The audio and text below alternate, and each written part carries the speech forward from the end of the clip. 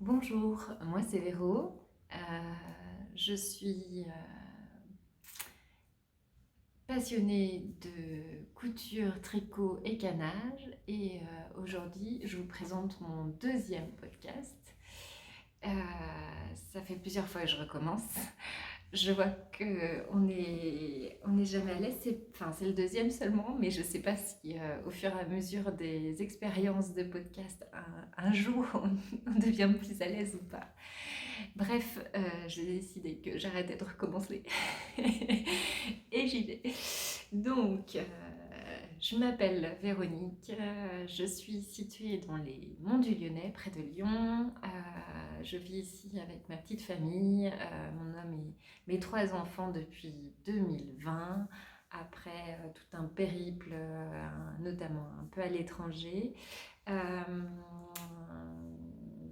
Je suis donc passionnée de tricot, de couture et de tous les arts du fil. Et récemment, j'ai suivi aussi une formation de canneuse, ce qui m'a fait vous proposer la dernière fois, lors du premier podcast, un petit échantillon de ce qu'on peut faire lors du canage. Je verrai si aujourd'hui je vous montrerai les avancées de la chaise en question ou pas. Alors, pour commencer, je voudrais vraiment vous remercier. Les attentes que j'avais par rapport au podcast, c'était du partage et il est là.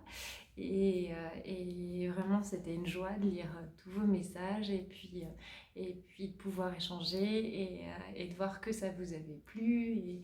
Et puis c'était top. Voilà. Donc ça m'a vraiment donné envie de revenir et ça c'est très chouette. Et donc je dépasse ma timidité pour revenir.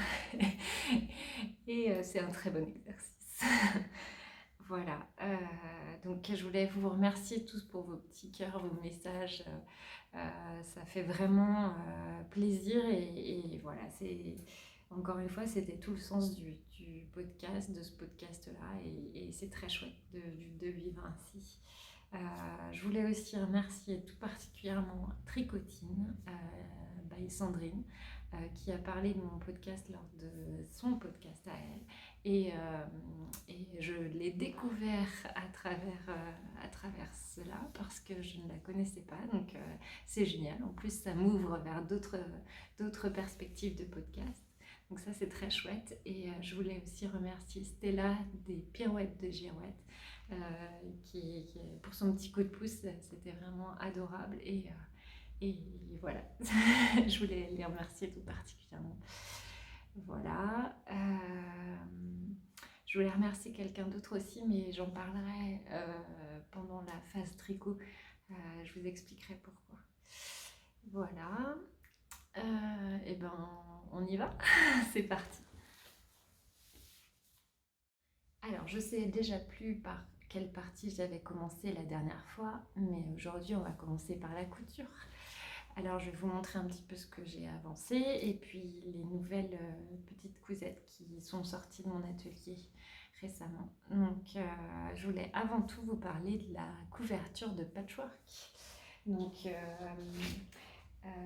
c'est Marianne, je crois que c'est son nom. Je crois que c'est ça. De patchwork débutant. Elle a proposé donc un cal sur le patchwork en début d'année et elle proposait de faire donc des couvertures de 77 cm par 77 cm, juste un petit carré où elle montrait des tonnes de techniques. Enfin, j'ai adoré la coudre et toutes les parties C'était sur 6 semaines toutes les parties à faire et donc je me suis dit tant qu'à faire on a besoin d'une couverture sur le canapé l'hiver. Je vais pas faire une couverture de 77 par 77, je vais multiplier les carrés et je vais les assembler et du coup j'aurai une couverture plus grande et donc c'est ce que j'ai fait. Voilà. Alors je ne pourrais pas toutes vous la montrer, parce qu'elle a quand même un peu d'envergure. Donc en multipliant les carrés par 4, je n'ai pas mesuré la couverture, mais elle fait bien 2 mètres sur 1,50 m. Voilà. Donc la première partie, c'était la couture de chacun des carrés. Et puis avec toutes les petites explications pour faire les parties arrondies, les parties rectangulaires, triangulaires, etc. Et puis une fois que l'assemblage est fait, elle nous propose rapidement de quoi quilter. Des petites infos pour quilter. Donc pour moi c'était assez flou tout ça et le quilting m'a fait comprendre l'intérêt de la précision du patchwork au départ, parce que en fait vu que c'était mon premier patchwork, il s'avère que ce qu'elle proposait c'était avec le inch, et moi j'ai pas de règle en inch, donc ce que j'avais fait c'est que j'avais tout converti en centimètres et millimètres et j'avais fait des gabarits pour pouvoir m'en sortir. Et je pense que j'ai pas été assez précise sur certains carrés, ce qui fait que quand j'ai cousu ma couverture, donc mes carrés étaient à peu près, chacun individuellement était à peu près bien cousu, mais quand on les assemble, on s'aperçoit qu'il y a parfois des petits endroits où c'est à peine régulier. Alors comme ça se voit pas beaucoup, voilà, mais sur un endroit, par exemple sur celui-ci, on va voir, je pense. Alors sur celui-ci, on voit que en fait j'ai un petit décalage ici. Et ce qui fait que quand on veut quilter, si on veut quilter par exemple, faire des coutures très symétriques, au départ mon idée c'était de redessiner à la couture tous les triangles que j'avais cousus et ça faisait pas bien du tout, parce que par exemple quand ma couture elle était ici, je tombais pas pile poil en face le triangle qui était en face. Voyez, donc si je voulais poursuivre ma couture bien droite, et bien du coup je tombais à côté, c'était pas joli. Donc j'ai décousu et je me suis dit bon, il faut que je sois faut que je ne sois pas aussi perfectionniste que ça. Donc ce que j'ai fait, c'est que j'ai recousu pour quilter et que ma couverture tienne bien. J'ai cousu le tour déjà d'une part. Donc on va le voir sur l'envers. Voilà. Donc j'ai fait toute la partie sur le tour qui correspond à la partie que j'avais ajoutée en bleu autour. Et j'ai repris certaines des pièces, des carrés que j'ai recousus pile sur la couture. Donc c'est vraiment dedans. Bon, des fois je suis passée un peu à côté parce que il faut être précis, mais bon, ça va à peu près. Et sur certains je me suis un peu amusée. Donc par exemple sur celui-ci, j'ai fait plusieurs fois le carré. Donc à l'inverse, voilà ce que ça donne. C'était un petit peu long, mais c'était très sympa à faire aussi. Et ce qui fait que ma couverture, du coup, elle est quiltée d'une manière un peu particulière, je vous l'accorde. Mais du coup, tout se tient bien. Voilà.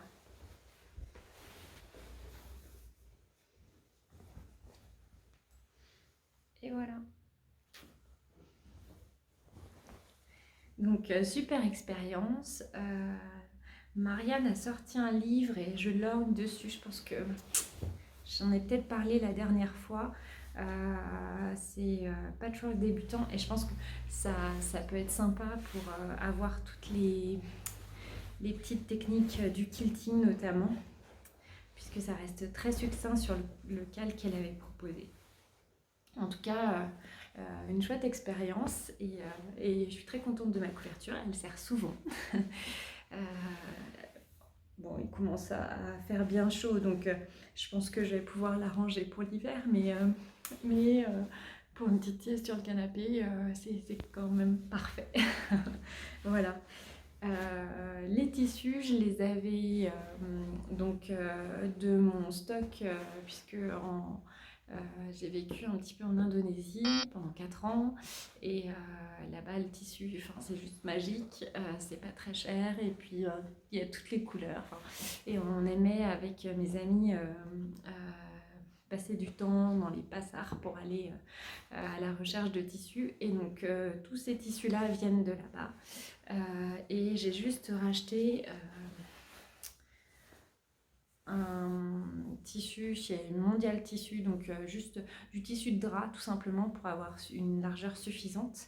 C'est quasi la même couleur, sans le faire exprès, c'est quasi la même couleur que les petits carrés bleus de l'intérieur du dessin. Donc voilà, c'est bien tombé. Et voilà. Et puis j'avais aussi, j'ai acheté un petit molleton aussi pour que la couverture soit un petit peu plus épaisse, puisque c'était du tissu assez fin. Marianne, j'espère qu'elle s'appelle Marianne. Bon bref, Marianne, elle préconise certains tissus particuliers pour le patchwork, pour obtenir sans doute des coutures bien précises, et ce qui aide certainement à quilter de manière très régulière ensuite. Mais en tout cas, moi pour ce que je voulais en faire, et puis pour tous les petits morceaux de tissu qui me restent, c'est quand même super. Voilà pour ma couverture de patchwork, ma première couverture patchwork. Alors ensuite,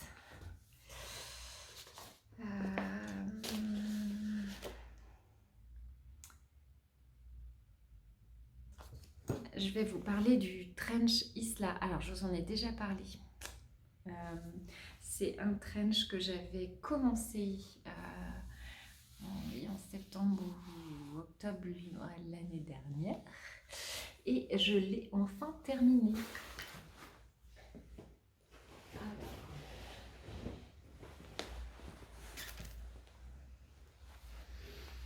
Le voilà. Donc j'ai mis du temps à le terminer parce que il y avait des boutonnières, beaucoup de boutonnières et j'avais un peu la trouille à vrai dire. Donc je suis allée à la recherche de mes boutons parce que mine de rien il m'en fallait quand même pas mal. 1, 2, 3, 4. Oui, il m'en fallait 12 grands et puis 4 petits pour l'encolure et les manches. Et c'est mieux de les avoir à l'identique en petit et en grand. Donc j'ai mis du temps à les trouver. Je pensais les trouver sur le marché dans la petite ville d'à côté. Et finalement, j'ai dû me résoudre à aller à la mercerie. Donc je les ai trouvés à la mercerie du Fifre, juste dans la petite commune mornantaise à côté de chez moi. Voilà. Et donc j'ai sauté le pas, je me suis dit bon, il faut vraiment que tu le termines. Et j'ai réussi à faire mes boutonnières. Et puis la dernière fois, je vous avais dit que il me paraissait un peu long, donc j'hésitais à le diminuer. Et je l'ai tout inversé, je l'ai remis à l'envers pour pouvoir le recoudre et voir si je pouvais le diminuer. Et en fait, c'était très complexe parce que le Isla Trench, il est plein de parties thermocollées et notamment des parties assez fines et celles du bas également. Et donc ça me faisait vraiment beaucoup de travail pour le reprendre et bon, le résultat il est, enfin voilà, il est quand même très correct au niveau de la longueur, donc c'était juste pour chouiner 5 cm, voire 7, bon, je me suis dit c'est pas la peine, je m'embête pas et voilà. Et puis sur le patron, j'en parlais tout à l'heure, c'est un patron en anglais et j'avais pas bien compris comment on terminait comment on appelle ça, la fente arrière du manteau. Et du coup, il m'a fallu un petit peu de réflexion et en le reprenant quelques semaines, parce que c'était bien quelques semaines plus tard, j'ai réussi à le refaire en prenant mon temps, certes, mais sans difficulté. Voilà. Donc, je vais essayer de le passer tout à l'heure et j'essaierai de vous montrer quelques photos ou une petite vidéo, je sais pas encore, on verra. Mais en tout cas, il est terminé. Voilà, donc la saison chaude commence à être bien là, donc je n'ai pas encore eu l'occasion de le mettre et je crois que je ne le mettrai pas avant l'automne, mais au moins il est fait pour cet automne.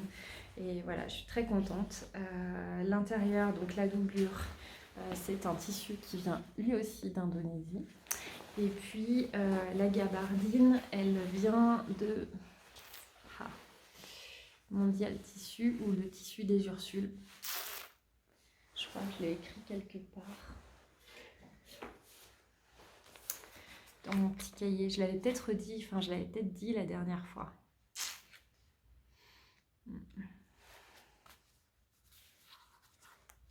Non, je ne l'ai pas écrit. Non, je ne l'ai pas écrit. Ouais. C'est soit le tissu des Ursules, soit Mondial Tissu. Je pense que c'est plus... c'est peut-être plus le tissu des Ursules. Ils ont plein de gabardines. Et donc, c'est une gabardine qui, par contre, prend un petit peu la poussière. Donc, j'ai plein de petits fils qui s'accrochent et tout ça. Il va pas falloir qu'ils traînent trop. Je sais pas si vous allez voir. Ouais, il prend un petit peu les petits mini, les petites poussières. Enfin, voilà. En tout cas, je suis très contente de l'avoir terminé. J'ai pas hâte qu'il fasse, que vienne le froid quand même pour le mettre, mais au moins je pourrais. Voilà, je suis contente de l'avoir terminé. Donc le patron, c'est un patron de Named qui s'appelle Isla Trench. Voilà, et c'est un patron là vous allez l'avoir à l'envers. C'est un patron qui est en anglais. Donc moi c'était le premier patron en anglais que je faisais. Je ne savais pas si j'allais réussir parce que j'ai des notions de couture, même en anglais, voilà, les choses un peu simples, j'arrive à comprendre. Par contre, là, c'était quand même un gros morceau. Le Isla Trench, c'est la plus difficile des coutures que j'ai pu faire, je pense. En termes de temps, en termes de découpe. En plus, je l'avais pris en PDF, donc il a fallu imprimer. J'avais énormément de pages à coller. Alors, il faut le faire pour la doublure, il faut le faire pour les pièces thermocollées. Et puis, en plus, il faut le faire ensuite pour les gabardines. Il ne faut pas se tromper. Enfin, ouais, Et puis après chacune des pièces, il faut bien se repérer pour savoir de quoi on parle, qu'est-ce qu'il en retourne. Il y a un autre endroit où j'ai eu aussi des difficultés à comprendre comment ça se cousait. C'est pour les poches qui sont devant. Alors je vais enfiler une partie, ce sera plus simple pour vous montrer. Voilà. Donc cette partie-là, la poche, j'ai essayé plusieurs fois, j'ai décousu, j'ai recousu, mais je ne sais pas si je l'ai bien fait. Bon, a priori, c'est pas tout à fait comme ça qu'elle devait être cousue, mais écoutez, je pense que, voilà, je pense avoir fait Disons que cette partie-là, je trouve un peu bizarre qu'on la voie. Donc, est-ce que j'ai pas assez reculé ma patte ma patte de poche? Peut-être. Bon, en tout cas, ça me convient comme ça. C'est quand même esthétique. Enfin, voilà. Voilà pour le Isla Trench. Donc, une couture pas du tout de saison. Vous allez voir, il y en a d'autres. Pour le moment, je suis pas encore passée en mode couture estivale.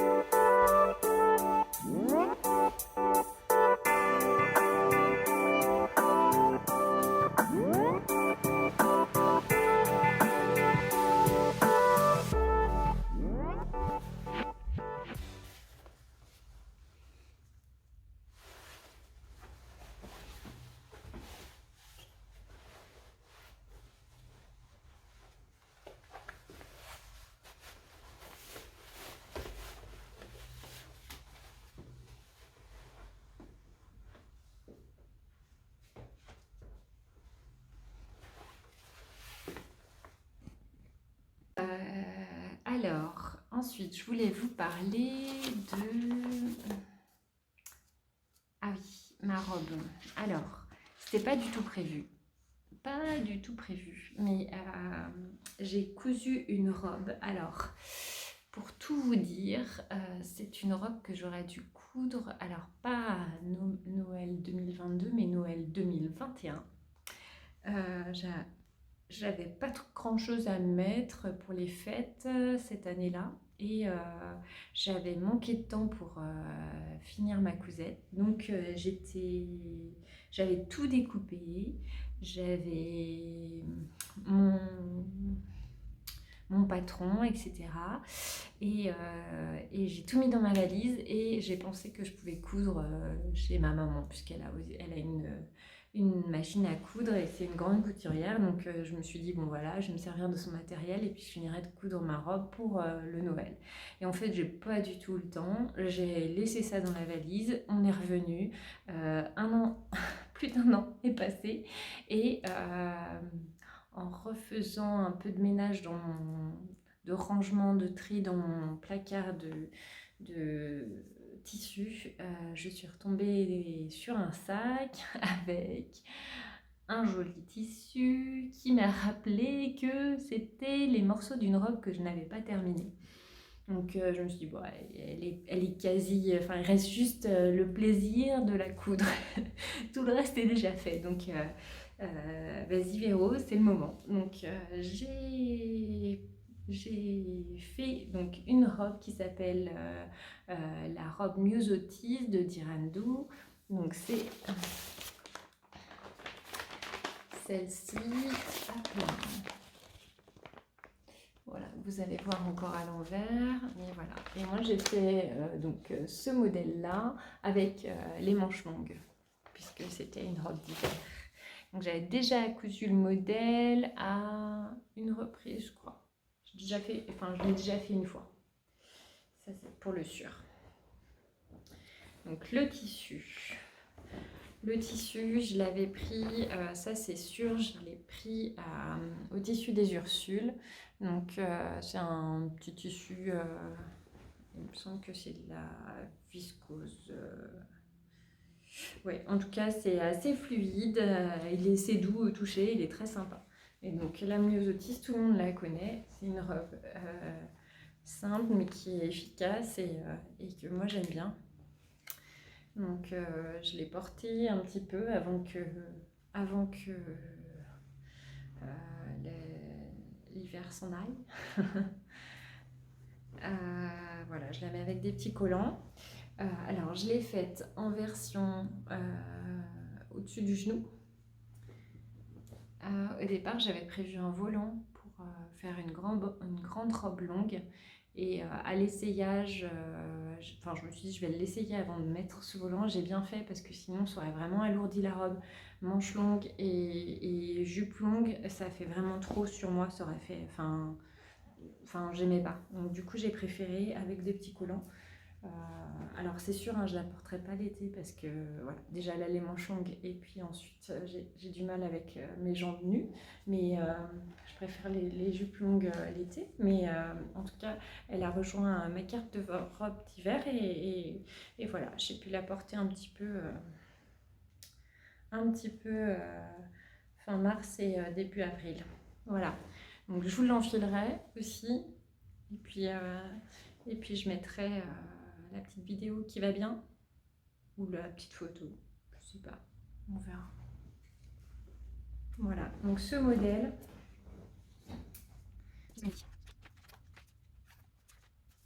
Oui, voilà, je l'ai terminé le 30 mars. Voilà. Et donc j'ai enlevé le volant.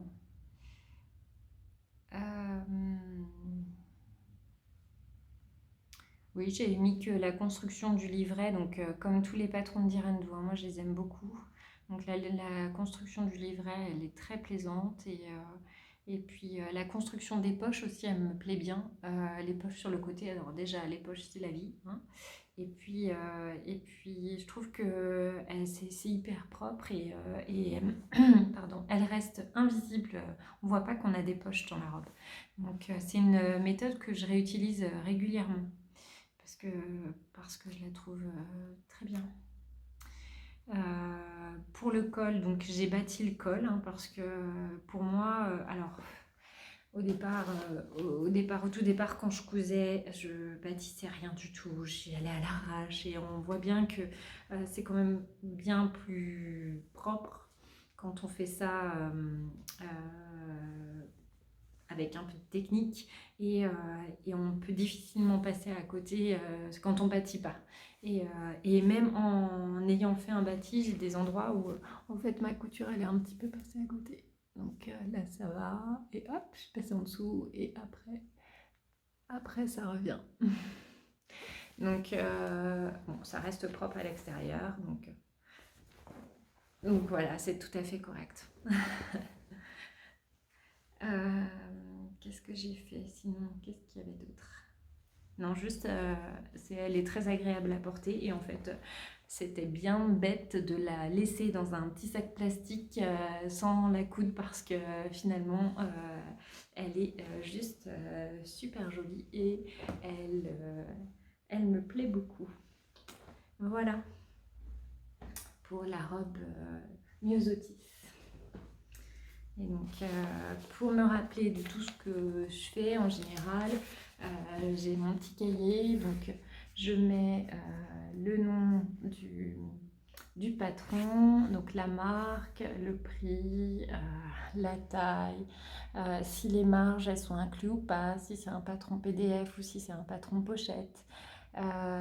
J'aime bien aussi mettre le tissu qui est préconisé pour faire le patron et ensuite mettre combien de tissus j'ai utilisé. Alors souvent j'oublie après de recalculer ce qui me reste et ce que j'avais au départ. Donc parfois c'est des choses que je remplis peu, mais quand je le fais, du coup je sais exactement ce qu'il faut que je rachète comme tissu si ce patron je veux le refaire. J'aime bien aussi écrire les options que j'ai choisies. Là, par exemple, c'était manche longue à volant et puis en fait, puis sans volant. Et puis, je marque aussi le nombre de pièces qu'il y a dans le patron. Ça m'aide à me dire que, par exemple, cette cousette, oh là là, il y a 8 pièces, ça va être assez rapide. Oh là là, il y en a 24. Bon, voilà, c'est une cousette qui va me prendre plusieurs jours, donc il faut que je prenne mon temps. Et puis je me mets mes petites notes sur la construction et les notes, voilà. Donc je raconte un peu l'histoire, la petite histoire de la robe, le fait qu'elle soit restée longtemps sans être cousue, etc. Et tout en bas, pour m'aider pour le compte Instagram en fait, puisque j'ai un compte Instagram à côté, je mets les petits hashtags qui correspondent à la robe, comme ça je les retrouve facilement. Voilà, et puis sur la page de gauche, je colle un petit morceau de tissu et en général, je note la provenance du tissu.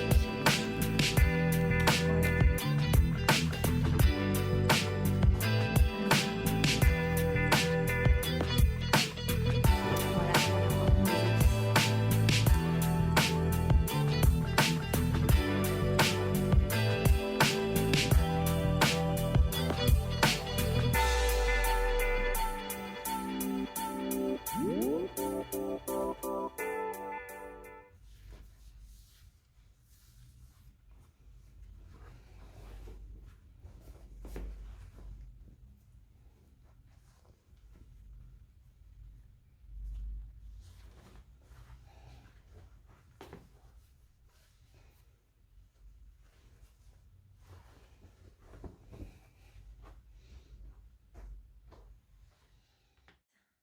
qu'est-ce que je voulais vous raconter?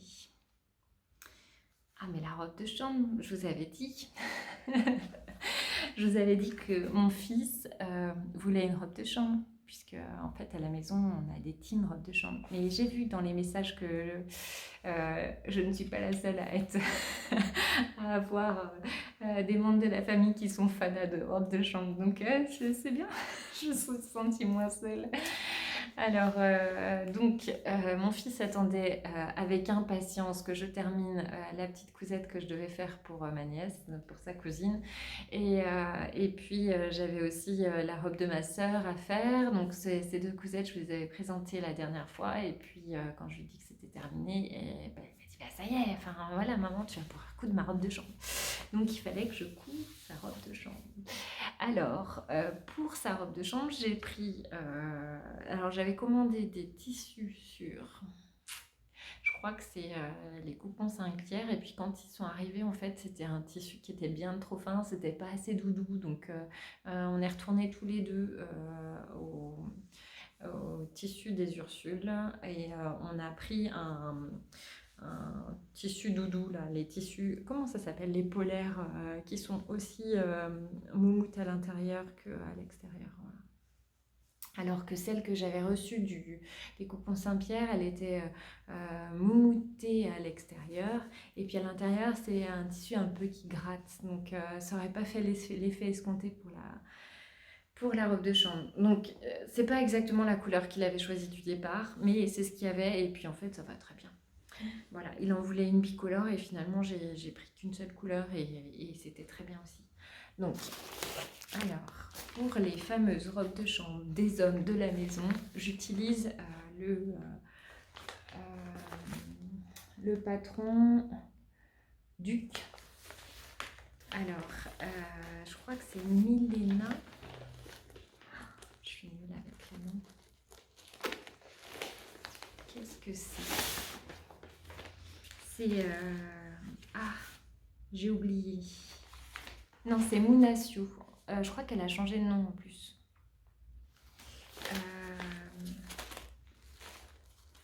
Oui, c'est ça. Hein. C'est Mounasio.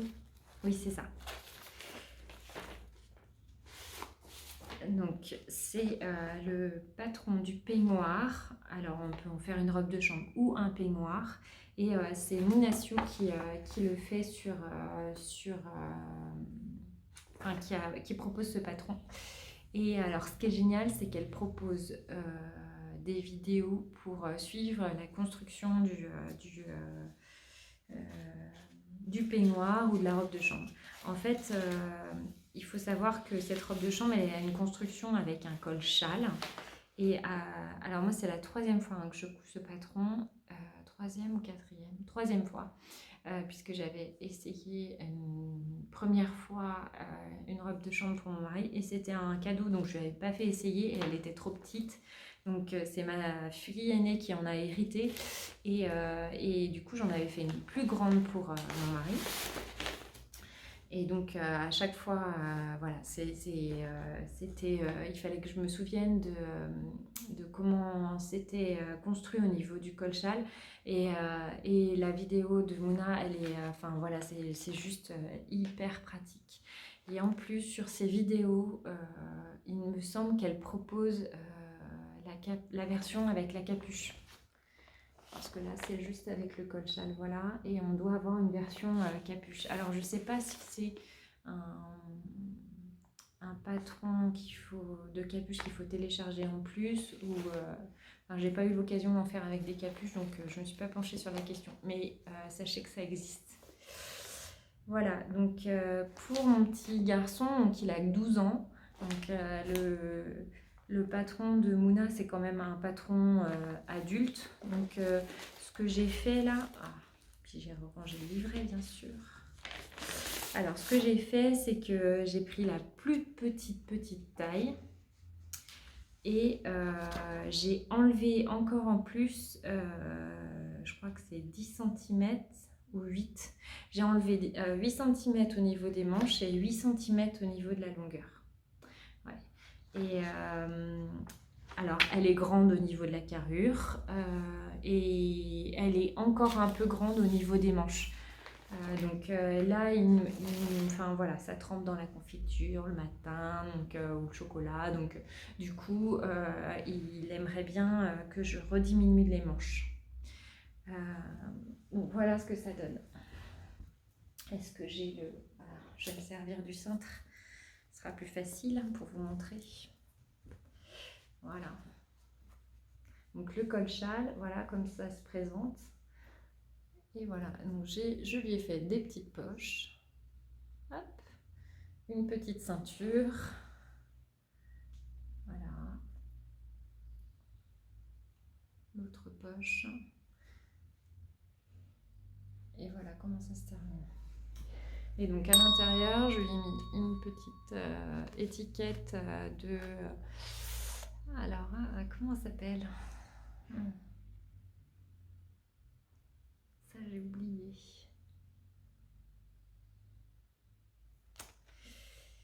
Donc, c'est les étiquettes. Bonjour monsieur. Ah, la petite maison. La petite maison couture. Je crois que c'est ça. Enfin, je pourrais le réécrire. Et donc, c'était des étiquettes qu'on m'avait offertes pour le Noël. Et donc, du coup, c'était chouette de pouvoir la mettre. Voilà, donc elle lui convient. Elle est juste encore un peu grande forcément parce qu'il n'a que 12 ans. Et voilà, même si c'est une taille XS, parce que j'ai pris la plus petite des tailles, ça reste un petit peu grand pour lui. Et puis, je vous dis, les manches, ouais, il faudrait encore que je les diminue peut-être de 8 cm encore pour qu'elles arrêtent de tremper partout. Mais voilà, il va grandir avec, hein, et puis ça lui dira. Elle est très motivée,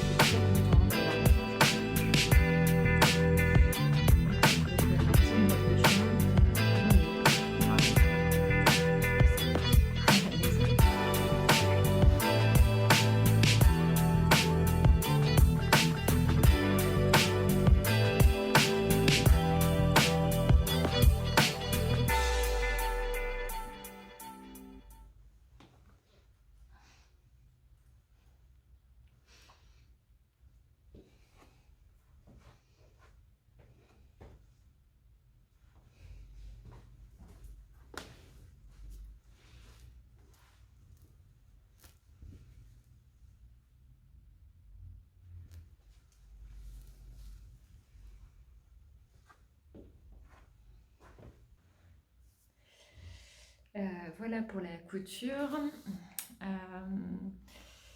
Je ne vous ai pas dit ce que je portais.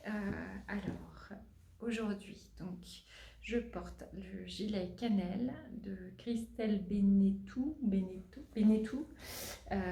C'était une version longue avec les poches.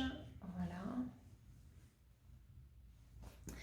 Et cette version longue, elle était proposée par de Muriel, des Étoiles et des Pois. Elle a un petit, je crois elle avait fait un petit podcast aussi YouTube où elle montrait comment on allongeait et comment on pouvait faire les poches du gilet cannelle. Voilà. Et donc le tissu vient du Mondial Tissu et il fatigue un peu. Alors voilà, il y a les petits des petits motifs et on voit que voilà, il y a un petit peu de bouloche quand même. Mais voilà, je l'aime bien. Sur la saison comme celle-ci, là, d'entre-deux, c'est juste parfait. Il n'est pas chaud, il est juste comme il faut. Voilà. Et en dessous, je porte alors celle que tout le monde connaît, la Sirocco. Voilà. Donc moi, elle est usée. Elle a perdu sa couleur, elle n'est plus noire, elle est grise. Donc il faudrait soit que je la passe en machine avec une teinture pour la refaire, pour lui redonner sa couleur d'antan, c'est-à-dire noire, soit il faudrait que je m'en recoue une, parce que voilà, c'est une cousette très sympa à faire, on est comme dans un pyjama dedans, alors que finalement ça fait une tenue un peu classe. À chaque fois que je m'habille ainsi, mon mari, mon fils me disent bah, tu vas où maman, tu sors quelque part? Non. mais oui, c'est voilà, une petite cousette qui est bien sympa et qui permet d'être un peu habillée, mais avec, enfin, sans se sentir engoncée ou habillée plus que ça. Voilà. Et donc la combinaison Sirocco, vous la connaissez toutes, hein, c'est la combinaison de Direndou et ils ont fait une version aussi grande taille récemment, donc on l'a vu refleurir sur les réseaux sociaux il y a quelques mois.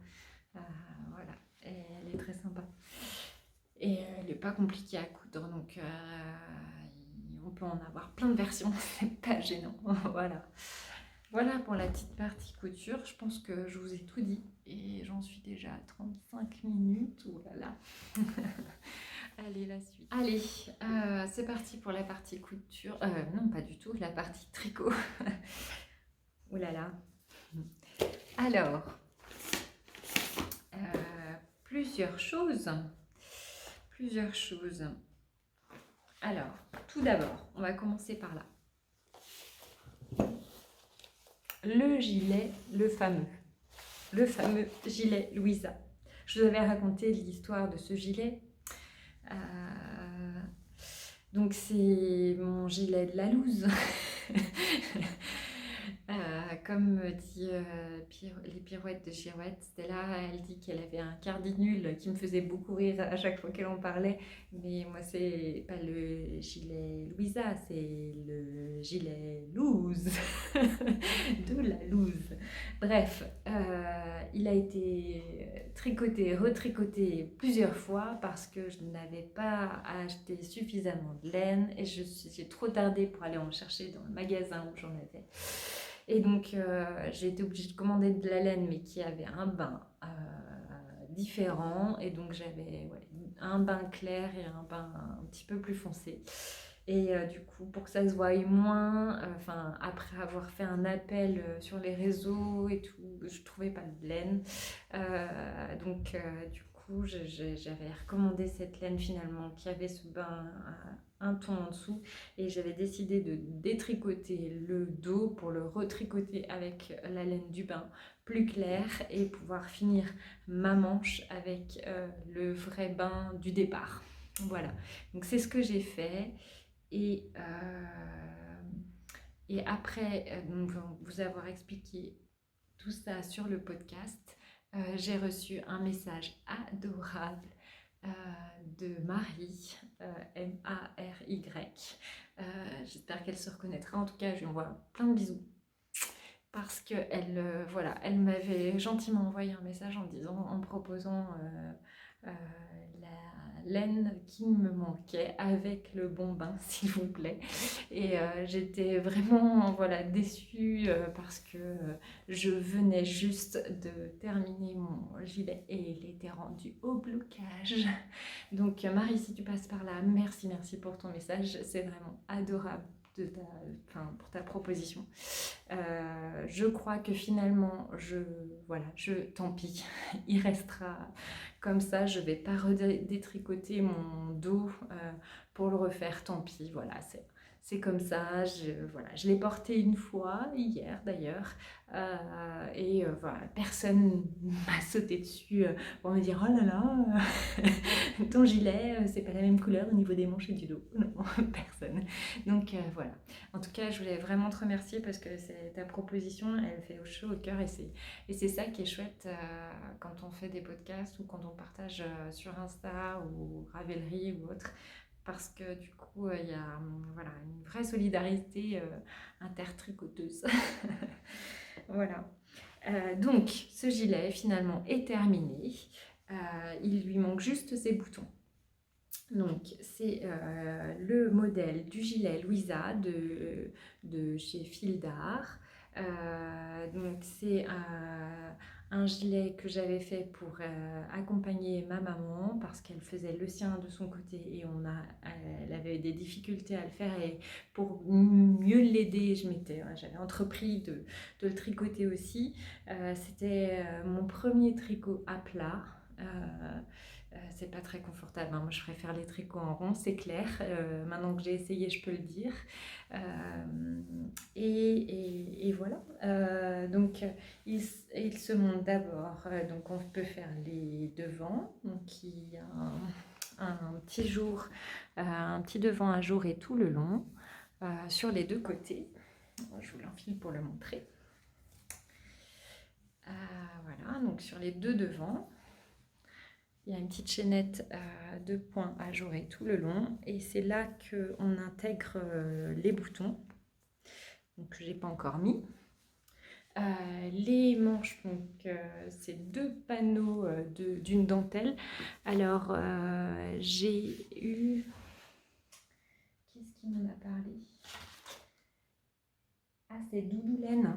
C'est Doudoulaine sur un message qui m'a dit qu'elle essayait de le faire et que c'était hyper compliqué au niveau de la dentelle. Donc Doudoulaine, accroche-toi parce que je fais pas de la dentelle depuis très très longtemps et bon, elle est difficile à retenir et il faut garder la grille sous les yeux constamment, c'est vrai.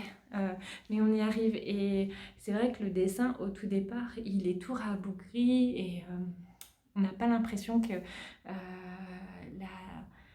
le dessin se forme plus tard. Donc il faut monter plusieurs rangs avant de se rendre compte vraiment de la dentelle. Et donc n'hésite pas à faire plusieurs rangs pour justement avancer dans ta dentelle et tu vas découvrir ton dessin plus tard. Parce que je suis comme toi, j'ai défait, redéfait pensant que je faisais des erreurs et pas forcément. Voilà, donc c'est une jolie dentelle et qui effectivement ne se retient pas facilement parce qu'elle elle est sur plusieurs rangs. Voilà, et elle se décale. Donc un rang de plusieurs rangs à plusieurs rangs. Voilà, donc ça c'est sur les 2 manches et puis le dos il est tout simple. Voilà. Et puis il se fait en raglan. Et pour finir le gilet, on finit, alors ça je ne connaissais pas non plus, en point écrevisse. Donc ça m'a permis d'apprendre le point écrevisse. Donc comment est-ce que c'est déjà? Alors on remonte, on redémarre, et c'est particulier, on arrive de ce point écrevisse, et une fois qu'on a redémarré, on revient avec le temps, on repart mais en arrière. Ah, c'est écrit comme ça. Oui c'est ça, j'ai relu les explications. Donc le point écrevisse, une fois qu'on a relevé ses mailles, eh bien on revient en faisant des mailles serrées et on repart de gauche à droite au lieu de partir de droite à gauche comme on ferait en retournant, enfin voilà, on retourne pas son ouvrage mais on repart de gauche à droite et voilà, ça forme un espèce de petit picot. Voilà ce que ça fait. Donc là, je suis juste un peu... je sais pas si j'ai bien fait sur la fin, sur le bas du gilet. J'en ai peut-être un peu trop relevé parce qu'il gondole un petit peu et il revient un peu comme ça là. Mais voilà, c'est pas grave. Ça me convient comme ça. J'ai mis ma petite broche Liz Taylor dessus, qui va bien. Et puis, j'ai acheté des petits boutons transparents. Alors, je sais pas si je vais les mettre ou pas. Je le porte un peu comme ça et puis on verra si je veux le porter comme ceci ou alors si je le porte ouvert. Le fait de le porter ouvert, par contre, ça fait qu'il roulotte quand même pas mal. Et bon, on verra. Voilà pour mon gilet Luisa. Quelle aventure ce gilet, en tout cas. Je sais pas si cet été j'irai voir sans doute ma maman sur Nantes et je verrai où est-ce qu'elle en est du sien, mais je crois pas qu'elle l'ait repris. Je crois qu'elle a abandonné. Donc, pour rassurer Doudoulaine, elle a abandonné au niveau déjà au niveau des trous et du fait que ce soit ajouré, parce qu'elle était perdue entre la façon dont il fallait faire les trous et diminuer de ce côté-là en même temps qu'on diminuait ici pour le raglan. Et du coup, là, elle était complètement perdue, elle n'y arrivait pas. Donc je pense que ce tricot-là est un peu compliqué pour elle et il va falloir qu'elle fasse quelque chose de plus simple avant de revenir sur ce tricot. Madeleine, si tu veux venir nous voir,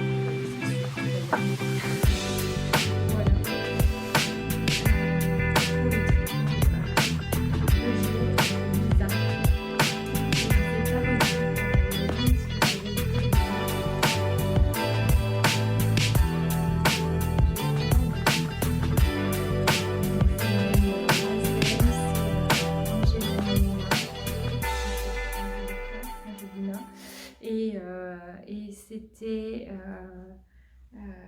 la couleur, oh, je suis nulle, bon je l'écrirai en dessous, donc c'était je crois la couleur 005 ou 004, enfin je sais plus si c'est l'une ou l'autre, je crois pas que j'ai mes pelotes là. Enfin voilà, bref, ce gilet Louisa est terminé.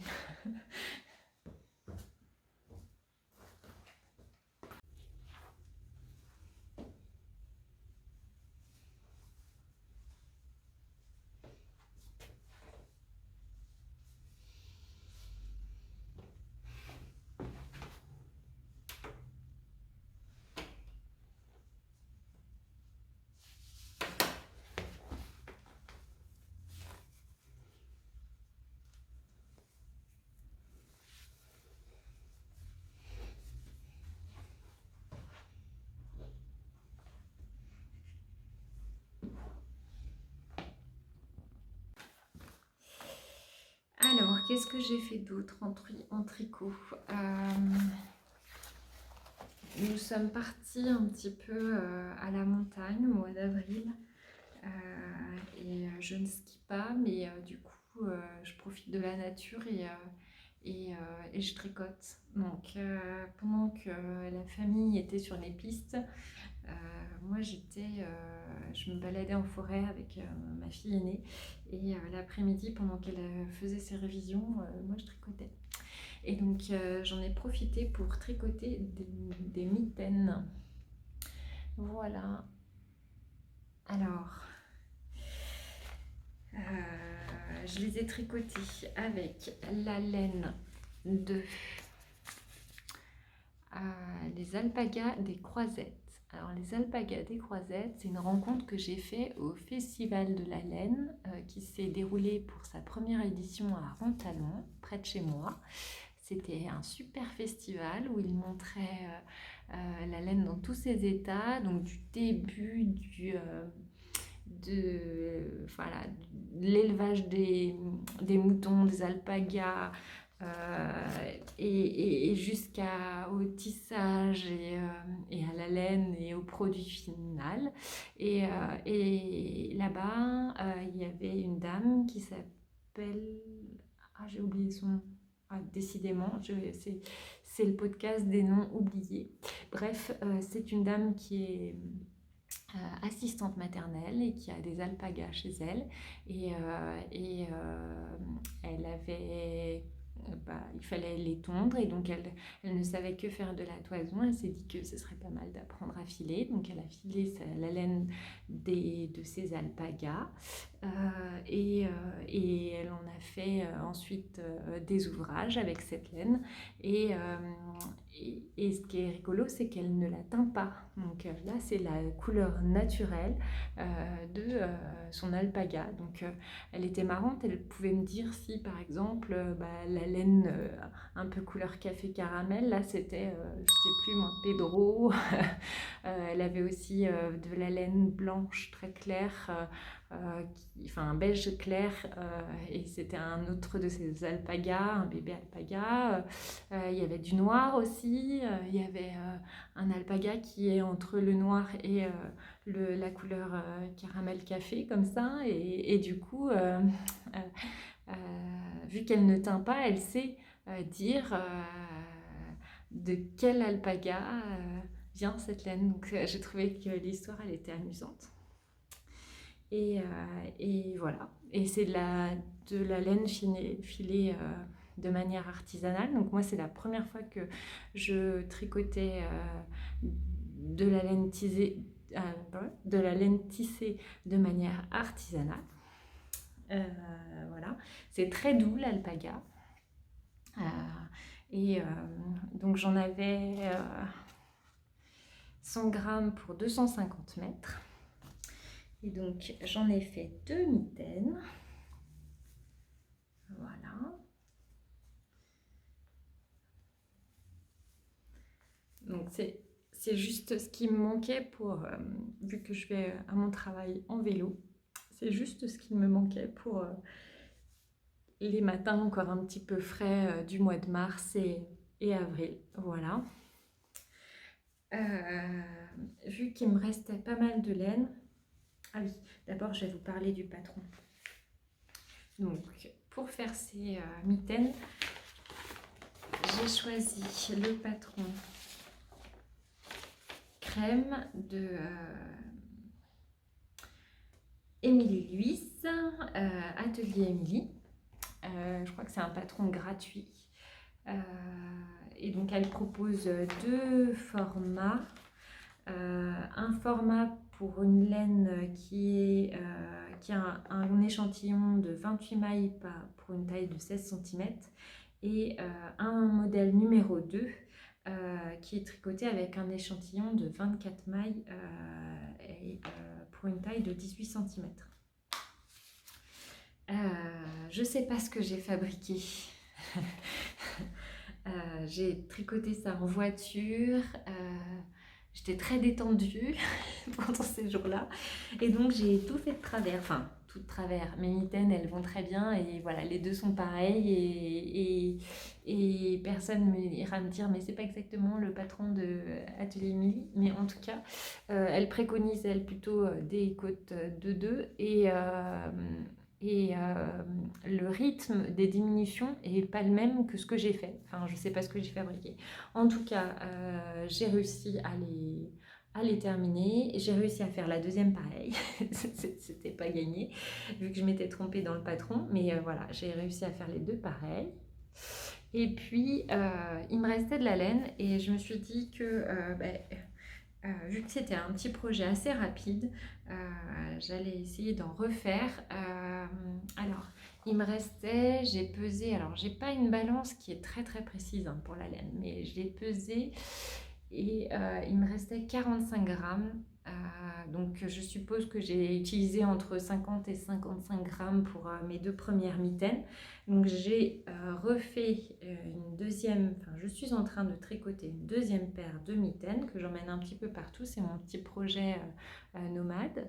Et là du coup j'ai fait les côtes de 2.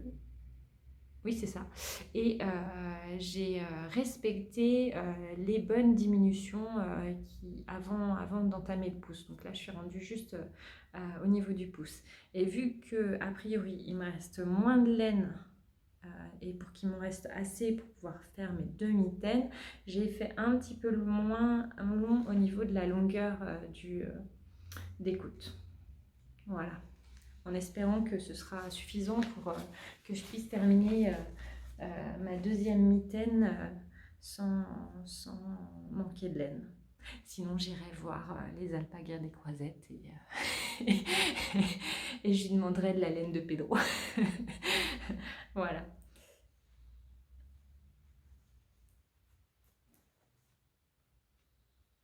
Voilà pour les mitaines et mon petit projet nomade. Donc ça, c'est un petit projet bien sympa. Et merci à Atelier Émilie de nous laisser des petits patrons gratuits comme ça parce que c'est bien chouette de découvrir son travail à partir de ces patrons-là. Voilà. Qu'est-ce que j'ai fait? Ah, mais oui. Alors là, je perds en lumière, donc je sais pas si s'il faut pas que j'allume un peu là. On va essayer de continuer comme ça. Alors, le nouveau projet que j'ai commencé, je vous en avais parlé, c'est le Robinia Sweater. C'est un patron de Anne Vansel. C'est ça. J'ai tellement de choses partout que je ne sais plus où il est. Robinia Sweater de Anne Vansel, oui, c'est bien ça. Donc, c'est le fameux pull avec les petites vagues là.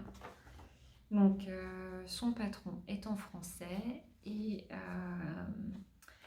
elle a il existe plein de versions sur Ravelry et sur Instagram. Elles sont plus belles les unes que les autres. Je ne sais pas si j'en avais parlé la dernière fois, mais il y en a même des versions faites avec des restes. Donc à chacune des vagues, elles utilisent, ou il ou elle utilisent des restes de laine. Et enfin, voilà, ça fait un arc-en-ciel de couleurs avec ces petits nuages là, c'est vraiment super joli. Pour ma part, je me suis offert des laines de Fonty pour réaliser ce projet. Donc, j'avais dû en parler déjà la dernière fois. Donc là, rapidement, c'est la polaire. Donc, c'est une laine assez épaisse.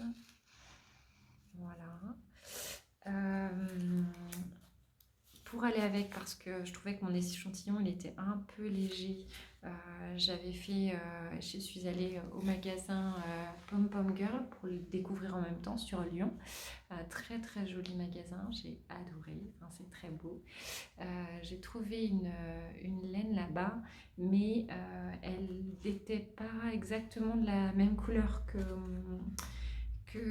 ma Fonty. Je l'ai prise quand même parce que je ne savais pas si j'allais trouver mieux ailleurs. Et puis, c'est une couleur que j'apprécie énormément, donc c'est pas grave, hein, elle servira à autre chose. Et puis ensuite, je suis allée voir Angélique The Woolly Skin et elle avait des laines de biche et bûche. Et c'est exactement le coloris qui allait bien avec. Là, sur la caméra, c'est... voilà, ça rendait voilà, exactement ce que je voulais que ça rende. Ensuite, pour le côté crème, j'ai utilisé toujours de la Fonty, donc de la Super Tweed. Voilà le coloris. Là, vous avez toutes les étiquettes à l'envers, c'est pas génial, mais bon. Et de la Nimbus, donc les deux ensemble, pour avoir un petit côté un peu chimie. C'est un peu ce que je voulais. Et donc, j'ai commencé mon pull. Donc, j'ai fait une première partie dos. Donc, c'est le dos, voilà. Voilà, on s'arrête au milieu de la vague. Et puis après, on relève des mailles. Donc j'étais très contente de mon relevé de mailles là. Elle explique d'une façon où on peut aller voir sur internet, sur YouTube, il y a une méthode et à l'envers comme à l'endroit, c'est super joli. Je trouve ça très propre. Donc c'est une méthode à retenir. Et donc ensuite j'ai fait le devant. Et donc le devant, il y a une vague supplémentaire. Donc Angélique, qui a déjà fait le modèle de The Woolly Skin, m'a dit que c'était normal, qu'il fallait pas que je m'affole parce que on a une vague de plus et c'est ce qui fait que la couture d'épaule retombe un petit peu en arrière. Voilà, et c'est ce qui fait que l'aplomb du vêtement est correct. Voilà, et donc je suis presque, enfin, à la prochaine section de ma vague, je vais pouvoir rejoindre les deux et ensuite ce sera du tricot en rond, puisque là pour le moment c'est de l'aller-retour. Donc moi c'est mon premier projet jacquard. Je ne savais pas trop comment. Enfin, il y avait plusieurs versions. Disons que la personne qui m'avait vendu la laine m'avait dit oh là là, pour un projet comme ça, il va falloir que tu passes ton fil entre tes mailles pour pas que ça fasse.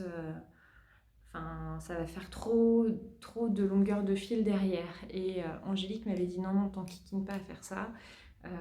Ça sera plus simple si tu fais. Si tu laisses courir ton fil, voilà. Et c'est vrai que c'est le plus simple. Par contre, moi, j'ai parfois des problèmes de tension. Je ne sais pas si ça se verra ensuite au blocage, mais mes deux points qui sont tout seuls là, ils ne sont pas toujours très réguliers du fait que mon fil derrière, il est plus ou moins tendu. Voilà, donc ça c'est un peu dur pour moi. Et donc il y a aussi une façon de faire. Donc quand je tiens ma laine caramel de la main droite et ma laine crème de la main gauche et que je tricote, je me suis aperçue que si je faisais l'inverse, mon point qui est tout seul là, le petit point blanc, il est bien plus rentré dans l'ouvrage. Donc c'est mieux quand je tiens ma laine caramel de la main droite. Je sais pas si c'est la façon dont je tricote qui fait ça. Enfin, je trouve que c'est pas facile. Là, par exemple, on le voit très très bien. On voit que ça tire le motif blanc à l'intérieur. Donc j'espère que au blocage tout ça va s'atténuer et va prendre sa forme. En tout cas, voilà, la couleur, j'adore. Alors, c'est pas un tricot de saison, hein, forcément, mais moi, ça me dérange pas pour le moment. Enfin, il fait pas hyper chaud. Le soir, je suis bien contente de l'avoir sur les genoux. En plus, il commence à être un petit peu long. Voilà. Enfin, voilà, j'adore, j'en délecte de voir mes petites vagues se mettre au fur et à mesure, se former. Et voilà, ça sera un super pull pour l'hiver prochain et voilà, j'aime beaucoup, il est très chouette. Voilà, le Robinia sweater. Donc vous verrez si j'ai réussi à avancer à l'épisode prochain. Voilà pour mon encours. Et alors, sinon, il y a quelque chose qui m'a fait très très envie, que j'ai vu passer sur les réseaux sociaux. C'est le patron de chaussettes Cray de Emma Duchère. Quand je l'ai vu passer, oui, j'ai bien envie de le faire. J'avais les laines pour, puisque je m'étais acheté de la laine à chaussettes au dernier Knit It, que je n'avais encore pas tricoté. La fameuse laine de Angélique, The Woolly Skin. Les deux font la paire. Donc, avec une jolie couleur. Alors, je crois que c'est... décidément, ce podcast avec les noms, c'est terrible. Roxy, je sais plus. Bref, c'est une jolie couleur, un peu chinée au niveau du travail de teinture. Là, c'est vraiment très très joli. Toutes ces petites couleurs, j'ai hâte de voir ce que ça donne sur ma chaussette. Et puis alors là, par contre, vous n'avez pas trop la couleur. C'est plus saturé. Voilà, c'est plus comme ça. Voilà. Et donc, je me dis, voilà, Véro, t'as la laine. Il y a ce projet de patron chaussette qui te plaît. Et il y avait un cal organisé par... Il faut que je le trouve. Donc, c'est Sandra de Sandra BML sur Insta et elle a proposé un cal. Donc moi, j'ai jamais participé à des cals tricot. Le premier cal que j'ai fait, c'était un cal sur la couverture en patchwork, donc rien à voir. Et donc, j'ai découvert un nouveau monde parce que Sandra, donc, quand elle a récolté toutes les demandes de participation au CAL. Elle nous a ouvert un Discord. Donc voilà, j'ai mis l'application Discord sur mon téléphone parce que je n'avais pas ça. Et donc, mais là, c'est un monde. J'ai du mal à tout suivre. Donc, j'ai découvert plein de nouvelles personnes encore. Donc, c'est génial. Il reste plus qu'à parce que toutes celles qui se sont inscrites sont quand même pas mal avancées. Et moi, je voulais finir mes mitaines avant de pouvoir commencer mes chaussettes parce que je suis plutôt mono en cours. J'ai du mal à me disperser. Si je me disperse après, c'est difficile pour moi. Et donc, oui, je me suis dit, oulala, oui, je finis d'abord mes mitaines et ensuite je me lance dans les chaussettes craie. Donc je vais voir, peut-être que je vais craquer, je vais finir une mitaine avant de me lancer dans le cal à chaussettes. Ou alors je me donne le courage de terminer mes 2 chaussettes. Je sais pas s'il y a, je me rappelle plus s'il y a une date butoir pour ce cal craie, mais en tout cas voilà, c'est un super modèle, ça me tente vraiment bien. Et puis voilà, j'avais les laines adaptées, donc ouais, c'est mon prochain tricot tricot nomade. Enfin, je sais pas s'il sera trop nomade parce qu'il faut que je retienne la dentelle quand même.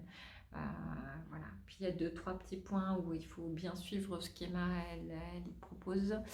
Voilà. J'ai souvent aussi un problème au niveau de mes chaussettes. Souvent celles que je tricote, enfin celles que j'ai pu tricoter, donc j'en ai pas beaucoup de paires de tricoter, j'en ai 3 paires. Elles sont un peu larges et lâches et je peux les perdre. Donc il faut que je compte, je crois que c'est 64 ou 60 mailles. Enfin, il faut que j'essaye d'adapter ça et que je resserre un peu parce que je pense que j'ai le pied un petit peu plus fin. Voilà, donc il faut que je regarde tout ça à plat, enfin la tête bien reposée et que je me lance pour rejoindre tout ce groupe fabuleux sur ce cal et voilà, en tout cas c'était une jolie découverte, les cals à travers Discord. C'est chouette de voir que voilà, on n'est pas tout seul à tricoter et puis tous ces projets, c'est super joli. On voit, en plus, il y a plein de partages de photos et tout, donc on voit les avancées de chacune. Et ouais, c'est très sympa. Donc voilà, c'est mon prochain projet tricot. Et bien voilà, je pense que j'ai été quand même pas mal bavarde.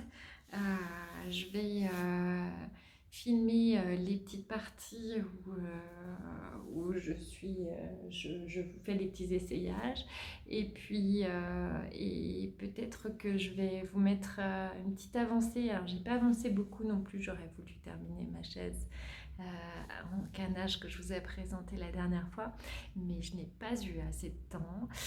Il me faudrait des journées de quoi, 48 heures, hein. Et ce n'est pas le cas, donc je vais vous présenter, je vais aller vous la chercher pour vous montrer l'avancée. Alors, je suis allée chercher ma petite chaise. Donc, le canage, faut savoir que la canne de rotin, elle se colore avec le temps. Elle prend sa couleur un petit peu dorée avec la lumière du jour. Donc moi j'utilise des cannes qui ont pas encore cette couleur-là et elles se consolident, elles se rigidifient aussi avec le soleil. Donc pour qu'elles soient bien malléables pour la, le tissage du canage sur ma chaise, il faut que je préserve mes cannes et donc je les conserve toutes dans une malle pour pas qu'elles prennent la lumière. Et donc quand je ne canne pas et que je sais que je vais mettre un peu de temps entre deux sessions de canage, je recouvre ma chaise avec une serviette pour pas que mes cannes prennent la lumière. Et donc voilà, j'en suis à commencer les diagonales. Donc la dernière fois, je vous avais présenté ma chaise presque à nu. Donc là, j'ai fini les verticales, les deux horizontales et je suis en train de commencer à canner mes diagonales. Et j'ai commencé donc une partie ici. Donc là, il me manque encore une ici. Et puis, je suis partie aussi de l'autre sens. Et donc là, on voit le dessin qui commence à se former. Voilà. C'est canon. Moi, j'aime beaucoup. Et donc, c'est très méditatif. Enfin, voilà, les sessions canage, il faut du temps par contre. Il me faut beaucoup de... pour une session, il faut que j'ai bien 2 heures devant moi pour avoir vraiment le temps de tremper mon... Même si ça ne se trempe pas très très longtemps, mais tremper mon rotin, s'installer, réfléchir à quel côté on canne, dans quel sens, enfin voilà. Et du coup, il me faut un petit peu de temps. C'est comme une session un peu de couture, il faut un petit peu de temps devant soi. Et donc, voilà. La prochaine session, j'espère pouvoir en faire une la semaine prochaine. Et donc, peut-être au moins terminer les diagonales. Et ensuite, il me restera donc les coutures du tour à faire. Puisque quand on a terminé toutes les diagonales, donc dans les deux sens, ensuite on vient avec une canne plus large, la mettre tout autour. Et avec une canne très fine, on vient passer dans chacun des trous pour coudre la canne qui cache les trous de canage. Voilà. Donc j'ai vu que certaines d'entre vous avaient regardé sous les chaises qu'elles avaient cannées, qu'elles avaient à la maison, s'il y avait des petits nœuds ou pas. C'était rigolo. En tout cas, j'étais contente de vous faire partager cette passion aussi. Parce que c'est chouette de découvrir les petites compétences des unes et des autres à travers les podcasts. Et il n'y a pas que la couture et le tricot dans la vie. Voilà. Bon, et bien, j'espère que cette vidéo vous aura plu. En tout cas, comme la première fois, j'ai pris beaucoup de plaisir à venir vous voir. J'avais hâte et je trouvais pas le moment. Ça y est, c'est fait. Donc maintenant, je vais faire le montage et puis j'espère que cette nouvelle vidéo va vous plaire autant que la première et que le partage pourra continuer, se poursuivre, que vous serez là et voilà. Et puis je vous embrasse bien fort. Je vous dis à bientôt et bon tricot, bonne couture et pensez à prendre du plaisir dans ce que vous faites. À bientôt.